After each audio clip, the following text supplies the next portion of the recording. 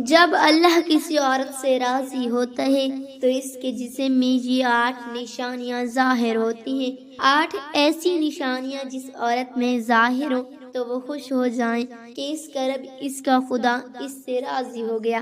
سمجھو، بسم اللہ الرحمن الرحیم۔ اللہ راضی ہوتا ہے تو 8 نشانیاں ظاہر ہوتی ہیں۔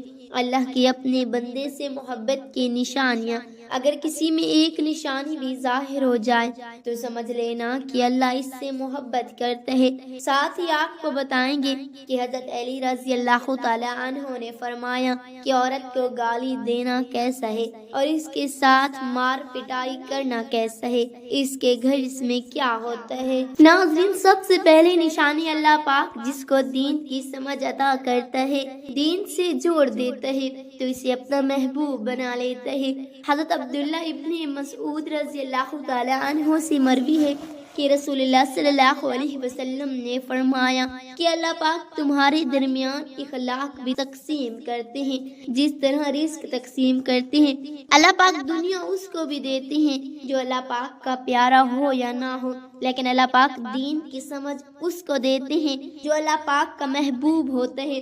عبادت کی محبت، قرآن کی محبت، اللہ پاک کی محبت، اللہ کے ذکر سے محبت، رسول اللہ صلی اللہ علیہ وسلم پر درود سلام بھیجنے کا شوق اور تڑپ، یہ وہ چیزیں ہیں جو اس بات کی نشانی ہے کہ اللہ نے اسے بہت پیارا بنا لیا ہے۔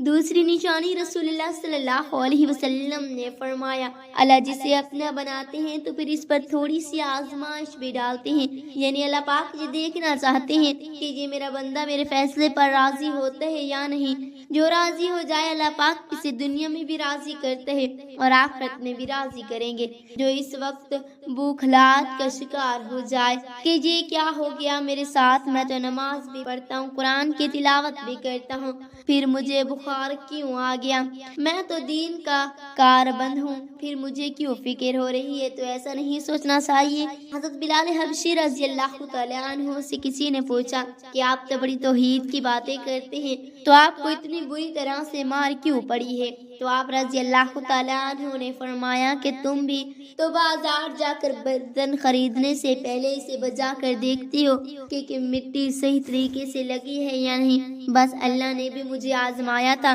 اس کے بعد یہی وہ غلام تھا جس کا رنگ بھی کالا تھا، موٹے موٹے ہونٹ تھے، جس کے بارے میں اللہ کے پیارے رسول صلی اللہ علیہ وسلم فرماتے ہیں کہ جنت میں جب میں جا رہا تھا، جب مجھے معراج کرائی گئی تو آگے آگے کسی کے چلنے کی آہٹ سنائی دی۔ میں نے حضرت جبرائیل علیہ السلام سے پوچھا کہ یہ کون ہے؟ جواب ملا یہ بلال حبشی ہیں جو آپ کے آگے چل رہے ہیں۔ حضور پاک صلی اللہ علیہ وسلم جب واپس آ گئے تو حضرت بلال رضی اللہ تعالی عنہ سے پوچھا کہ تم کون سا عمل کرتے ہو؟ تو حضرت بلال رضی اللہ تعالی عنہ نے فرمایا کہ آپ نے ہی تو فرمایا تھا کہ ہر وقت با وضو رہنا، تو میں ہر وقت وضو کی حالت میں رہتا ہوں، اور جب بھی بے وضو ہوتا ہوں تو اسی وقت وضو نیا کر لیتا ہوں، اور جب وضو کرتا تو تب 2 رکعت نماز بھی پڑھ لیتا ہوں۔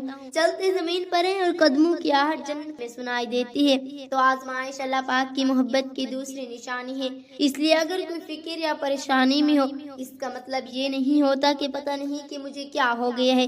اللہ پاک اپنے پیاروں کو ہی آزماتا ہے۔ تیسری نشانی تو بہت ہی زیادہ خوبصورت نشانی ہے، اس سے پتہ چل سکتا ہے کہ اللہ پاک کسی سے راضی ہوتا ہے اور ہم سے محبت کرتے ہیں یا نہیں۔ اللہ پاک جب کسی بندے سے محبت کرتے ہیں تو اس کی طرف خوبصورت بدلاؤ لاتے ہیں۔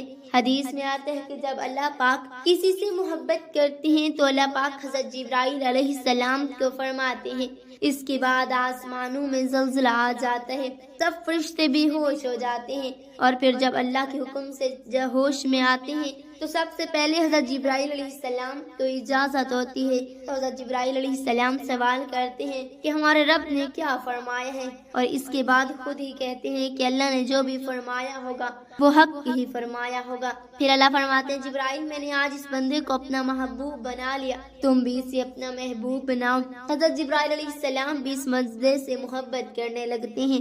پھر حضرت جبرائیل علیہ السلام کو حکم ہوتا ہے کہ آسمان کے تمام فرشتوں کو خبر دے دو یہ اللہ کا پیارا بن گیا ہے۔ حضرت جبرائیل علیہ السلام آسمانوں کے تمام فرشتے اور تمام نورانی مخلوقات بھی اس سے محبت کرتے ہیں، آسمان کے کھربوں فرشتے اس سے محبت کرنے لگتے ہیں۔ پھر ایک فرشتہ آسمان سے دنیا میں آتا ہے اور اعلان کرتا ہے کہ اے لوگو فلاں شخص اللہ کا محبوب ہے۔ حضرت جبرائیل علیہ السلام اور تمام آسمانوں کی نوری مخلوقات اس سے محبت کرتی ہے، تم بھی اس سے محبت کرو۔ اللہ پاک دنیا والوں کے دلوں میں اس بندے کے لیے محبت ڈالتا ہے، اس لیے دنیا میں دو کام ضرور کریں جس کو کرنے سے اللہ ہم سے راضی ہو جائے، ہمیں اپنا محبوب بنا لیں، انشاءاللہ دنیا اور آخرت میں کامیاب ہو جاؤ گے۔ حضرت عبداللہ ابن عباس رضی اللہ تعالی عنہ فرماتے ہیں جب نیکیاں قبول ہو جاتی ہیں تو انسان کے جسم میں یہ 5 نشانیاں ظاہر ہوتی ہیں۔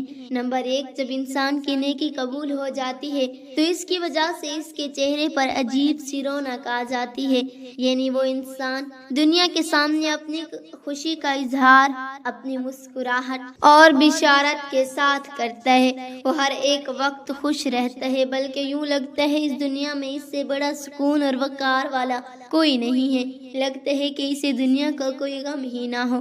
یہ خوشی ہر ایک کو نصیب نہیں ہوتی۔ نمبر 2، اس کا دل روشن ہو جاتا ہے، یعنی وہ ہر وقت اللہ کے وعدوں پر امید رکھتا ہے، اس کے پاس کچھ ہو نہ ہو لیکن اس کے دل میں اتنی خوشی ہوتی ہے کہ اس کو کوئی پرواہ ہی نہیں ہوتی۔ اور یہ یاد رکھنا کہ امیر انسان مال سے نہیں بنتا بلکہ امیر ہمیشہ دل سے بنتا ہے۔ حضرت علی رضی اللہ تعالی عنہ فرماتے ہیں دولت مٹی کی طرح ہے اور مٹی کو پیر کے نیچے رکھنا چاہیے، اگر سر پر چڑھاؤ گے تو وہ قبر بن جائے گی اور قبر زندہ لوگوں کی نہیں ہوتی۔ نمبر 3، جب کسی کی نیکیاں قبول ہو جاتی ہیں تو اس کے جسم میں نیکی کی طاقت آ جاتی ہے اور شیطان اسے گمراہ نہیں کر سکتا۔ شیطان سے بچنے کی قوت اللہ اس کے جسم میں پیدا کر دیتا ہے۔ نمبر 4، وہ اپنے مال و دولت میں فرمانی پیدا کرتا ہے، یعنی اللہ اس کے میں پیدا کرتا ہے، یعنی اللہ اس کے رزق میں برکت پیدا کرتا ہے، وہ چاہے لوگوں پر کتنا بھی خرچ کرے، ضرورت مندوں کو کتنا بھی بانٹے، اس کی دولت میں کمی نہیں آتی۔